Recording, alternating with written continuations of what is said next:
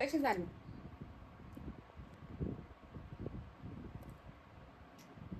चला तर मी आज बनवणार आहे मिक्स डाळीचे आप्पे.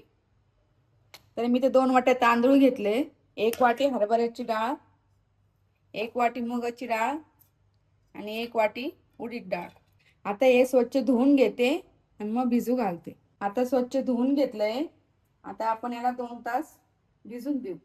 आता हे सगळे भिजून झालेले आहे. आता आपण एक एक करून मिक्सरला बारीक करून घेऊ.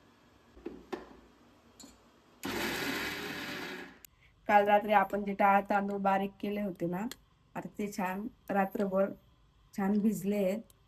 आता आपण याचे आप्पे बनवून घेऊ. आता हे आपण याच्यामध्ये तेल टाकून घेऊ आप्पे बनवण्यासाठी. आता हे एक एक करून आपण असं तूप टाकून घेऊ. 5 मिनिटं आपण झाकण ठेवू. आपली एक साइड झालेली आहे. आता आपण दुसरी साइड. आता हे सगळे पलटी करून घेतलेले आहे. आता हे पण भाजून घेऊ. आता हे आप्पे झालेले आहे. आता आपण एक एक काढून घेऊ. आता आप्प्यासाठी आपण चटणी बनवून घेणार आहोत.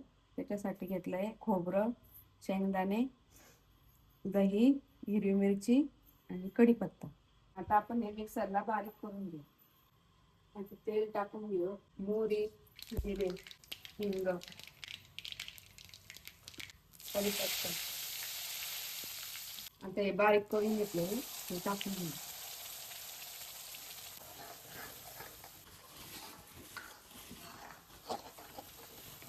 थोडंसं पाणी. आता चवीनुसार मीठ, थोडीशी साखर.